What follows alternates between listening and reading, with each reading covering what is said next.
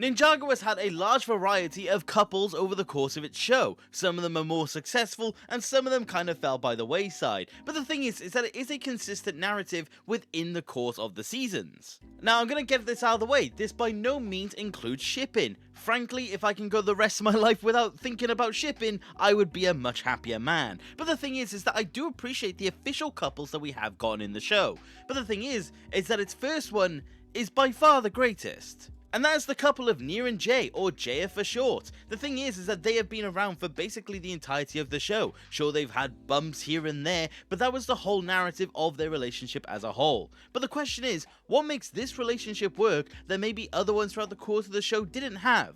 And that is going to be the ultimate question. What makes Jaya so functional?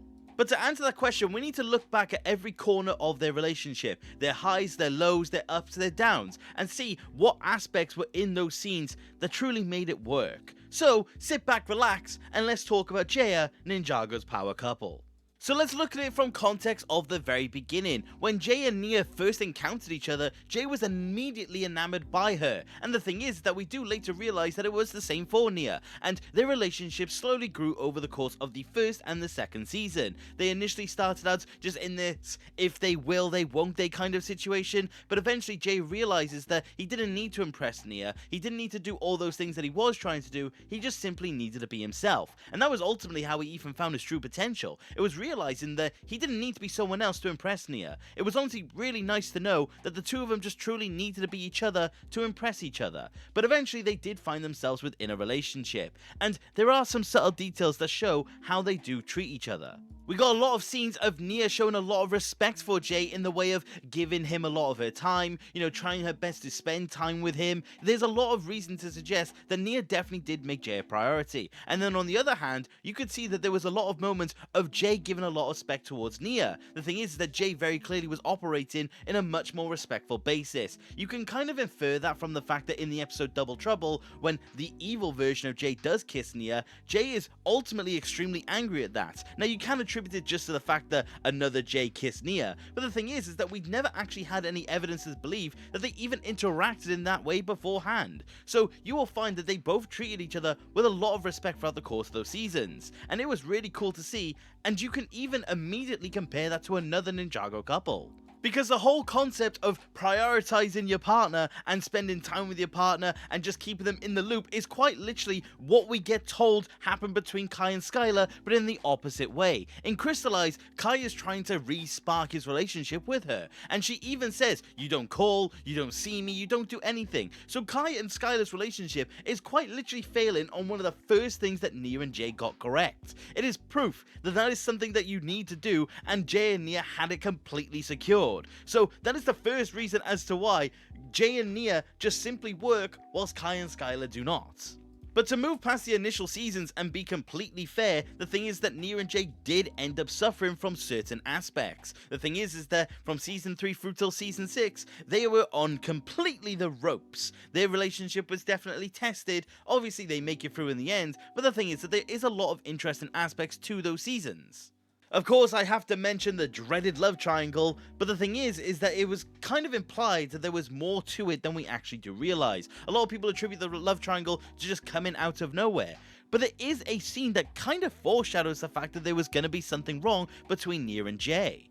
In their literal first interaction in season 3, Nia remarks at Jay about boundaries, and Jay of course realizes the fact that he was overstepping. Now, if we take a look at that in context of what we've already said within season 1 and 2, you'll realize that this is a direct contradiction of Nia and Jay's relationship back then. It is so clear that they were built on boundaries back in that point. The thing is that if Jay has since started to disrespect that and he has overturned the boundaries, it would cause some ultimate errors within their relationship. So it's not like the love triangle was out of nowhere, it's just the love triangle was bad.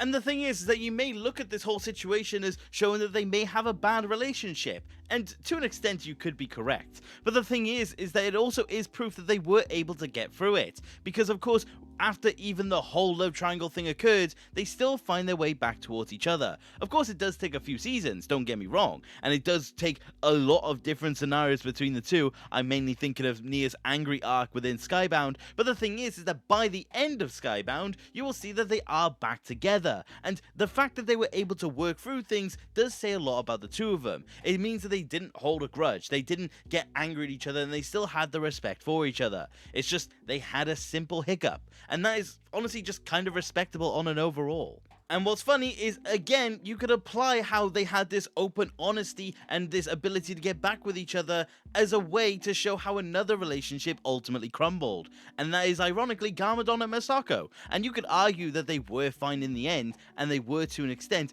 but Garmadon based the entire relationship with Masako on lies. Of course, he took Wu's love letter and he was able to get Masako because of it. And the thing is that it is proof that the lying and the deception will ultimately come back to bite you, whereas when Nia and Jay were open and honest with each other, they were able to succeed. And that is again just showing how Jay and Nia has something special that doesn't get applied to the rest.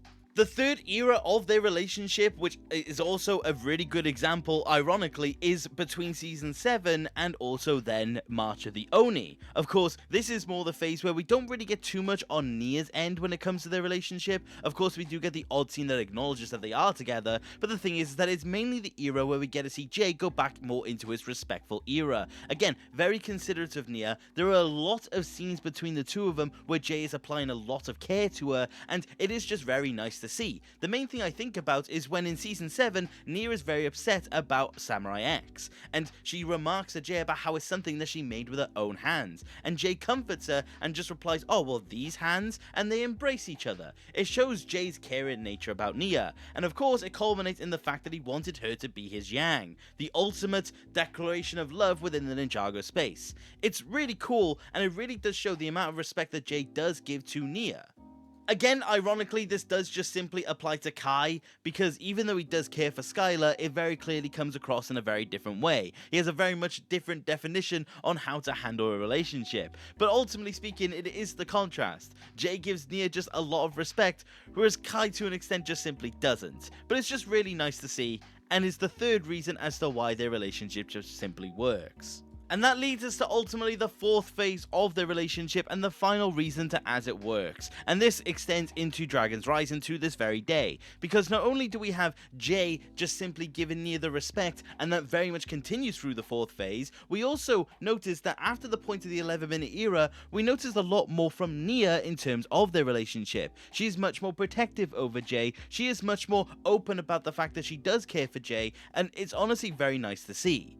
Nia is a much more reserved character by definition, and that's something I want to go into when I eventually do her character analysis. The thing is that in a lot of different ways, Nia is just extremely reserved. So the fact that we've entered a moment where Nia is much more open about the fact that she wants to be with Jay, she respects Jay, and she wants to actually be in a relationship with Jay, it is ultimate proof of the fact that their relationship is something more than what most actually have. It is something that both sides seem to respect, and it's honestly just simply really nice to see. And this is just simply no better amplified than within Seabound. The fact is that in a lot of different ways, both Nia and Jay go through a lot within that season, but it's ultimate proof that they were in a very healthy spot when it did come to their relationship. When Nia was worried about the fact that her powers are out of control and she may not have control over them, Jay does nothing but reassure her. He does nothing but try to make sure that she knows that she has someone there for her when she truly needs it. And then the other way around, when Nia realizes that she does need to merge with the sea, and she realizes that she needs to become something else to be able to save the people of Ninjago, her main thing was the fact that she was leaving Jay, and the fact that she does remark that they never seem to really get a chance to do it right really does speak a lot. Because it is ultimate acknowledgement that the two of them really did have something special, and both of them are finally to the point where they're able to freely admit it. And it is the ultimate conclusion when it does come to their relationship. If you look at how they've evolved throughout the course of the show, you'll realize that it goes from both of them tentatively wanting to be in the relationship but is very touch and go, to them having a massive problem and them going through a very rough period to be able to get through it, and then ultimately having one of them become more open about their care for one, and then the other following suit. I didn't even give every single example that shows they do have that respect and that care for each other. In the island, it is remarked who simply wants Jay, and Nia openly defends him and says her. She openly is saying that she wants Jay and she doesn't want Jay to feel unnoticed. In Crystallized, when Nia is trying to send a message to Benthamar but she's having problems with her powers, Jay is the one that constantly reassures and encourages her to be able to do so. And in the end, when she succeeds, he is immediately sat there praising her. That chemistry and all of those cute moments between the two of them is just outright proof that they have something that I really don't think any other Ninjago couple has. And this is where I would like to end this video and just basically give a very nice conclusion. But the thing is that Dragon's Rising of course exists. The thing is that we have had proof that they are definitely going through another rough patch. Jay losing his memories by definition shows that they can't have the relationship that they had before. Of course, Nia is still very much in that final phase, but Jay definitely isn't now. And that is a shame because I really did love the position that they were at, but Dragon's Rising is definitely hinting at something more. Of course, Season 3 Part 2, we got a lot of interactions between Jay and Nia, and the thing is that we do get a lot of very good implications to show that they're going to be able to get back to that point. Of course, Jay and Nia dancing within the land of Lee, and Aaron's mother regarding at the fact that Jay's heart very clearly still remembers Nia, and the final scene between the two of them where Jay says that he doesn't remember her. But that doesn't exactly mean he doesn't want to be a better person around her. The feelings are very much still there, the chemistry's still there, and the relationship could potentially be salvaged. But that weirdly could be the opportunity for something more. The thing is that again, I could have remarked at the 4 phases of their relationship and been very happy with where they were at. And they could have comfortably have coasted at that phase for me throughout the rest of the show. But the thing is that Dragon's Rising has presented a new opportunity to give us something more. To have more phases of their relationship and more reason to show that they are in fact Ninjago's power couple. But hopefully, Dragon's Rising will be able to land this plot point between the two of them and we'll be able to see them stronger than ever. But on an overall, I really do think Jay and Nia are in fact one of the best aspects of Ninjago in a lot of ways, especially now in Dragon's Rising where their interactions are extremely interesting. But I do think throughout the entirety of the show, even including the love triangle to an extent, I do think that they have a lot of amazing scenes, they have a lot of amazing moments, a lot of great chemistry, and definitely have some of the best aspects of their individual personalities coming through. They definitely beat out a lot of the other Ninjago couples. I think a lot of the ones that I brought up in this video are living proof of the fact that Jay and Nia just function on a different level. Even the more functional ones within the show, like Pixane and Zane, don't really hold a candle to Jay and Nia, and I do think that is the ultimate point. They have been cultivated over the entirety of the show. They have had a lot of time to be able to really digest what they truly want to be, and I do think that is the product of actually taking your time with something like this. And that is it. They are just simply the most functional aspect of Ninjago in a lot of different ways. And for that, I'm honestly eternally grateful because they're definitely doing it correct. Where do I hope they go from here? Like I said, Dragon's Rising has an amazing opportunity to do a lot of different things, but I do hope their relationship certainly evolves from this point. Where Jay goes, for example, with his memory, I don't entirely know. But if Jay gets his memory back, I do hope it does have an impact on their relationship, but in a good way. Or if they take another direction with Jay's memory, I do hope again it has some sort of long-lasting effect. But just generally speaking, I do have faith that they know what they're doing between the two of them, because what they've done is absolutely amazing. So, as of now, I'm going to have faith in the writers, and just hope that they continue to be as good as they've been for years prior.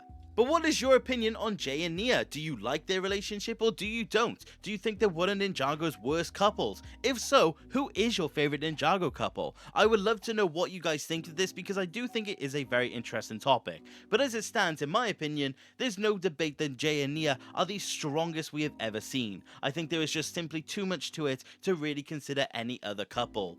But that is going to be it for today, you guys, and I do hope you enjoyed the video, and if you did, please consider subscribing. I love having more people to discuss Ninjago with, and if you want to support the channel any further, which you do not have to, you could join the legends that you do see on screen. You could have your spot along this list, and a particular shout out to Grandmaster Sensei 28208 or Dareth. Thank you very much to the Eternal Legend.